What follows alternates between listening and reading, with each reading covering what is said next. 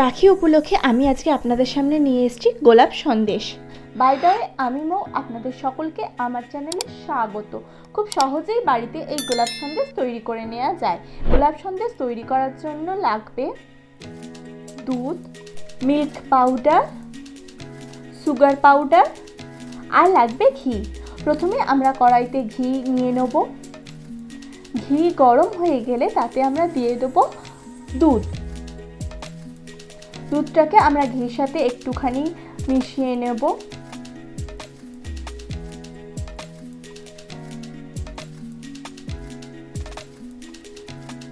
দুধ যখন হালকা গরম হয়ে যাবে তখন এতে আমরা দিয়ে দেবো এলাচ গুঁড়ো।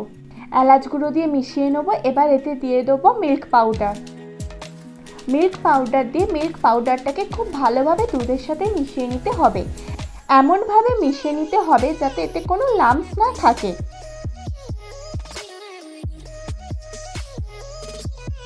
দেখুন, আমি ভালোভাবে মিশিয়ে নিচ্ছি।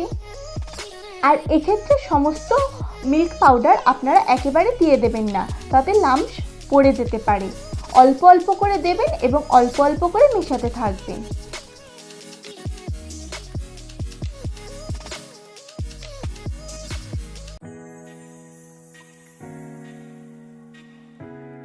এই পদ্ধতিতে আমি সমস্ত মিল্ক পাউডারটাকে মিশিয়ে নেব।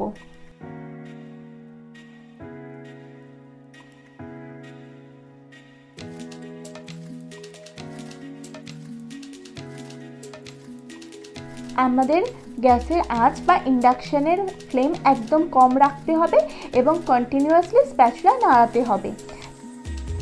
নাড়াতে নাড়াতে দেখবেন মিল্কটা ধীরে ধীরে এরকম গাঢ় হয়ে যাচ্ছে।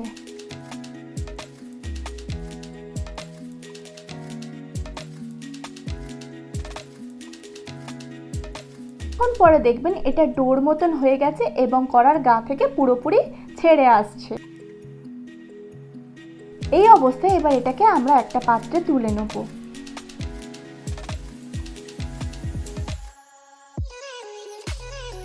এবার এটা ঠান্ডা হয়ে যাওয়া পর্যন্ত অপেক্ষা করব।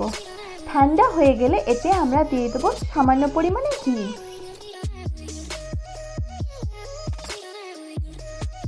আর হাতেও একটুখানি ঘি লাগিয়ে নেব। এবার এটাকে ভালো করে মেখে নেব।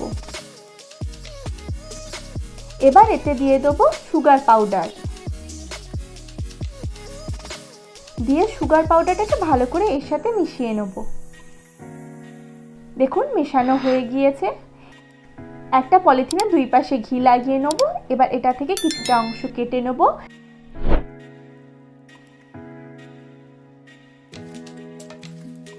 নিয়ে বেলেন দিয়ে এইভাবে বেলে নেব। দেখুন, আমি যেভাবে করছি ঠিক সেইভাবে। এবার এটাকে একটা থালার উপরে নিয়ে নেব। দেখুন, আমি এখানে একটা ঢাকনা নিয়ে নিয়েছি। এবার সেই ঢাকনার সাহায্যে গোল গোল করে কেটে নেব।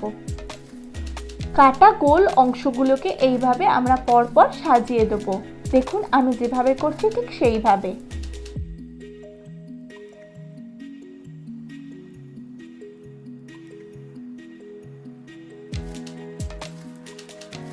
এবার এটাকে হালকা হাতে ফোল্ড করতে থাকবো। দেখুন, আমি যেভাবে করছি ঠিক সেইভাবে।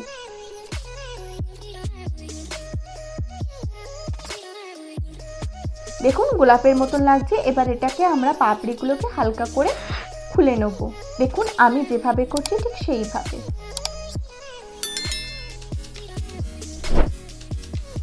তাহলেই তৈরি হয়ে যাবে আজকের আমাদের রেসিপি গোলাপ সন্দেশ। এইভাবে আমি সবগুলো তৈরি করে নেব।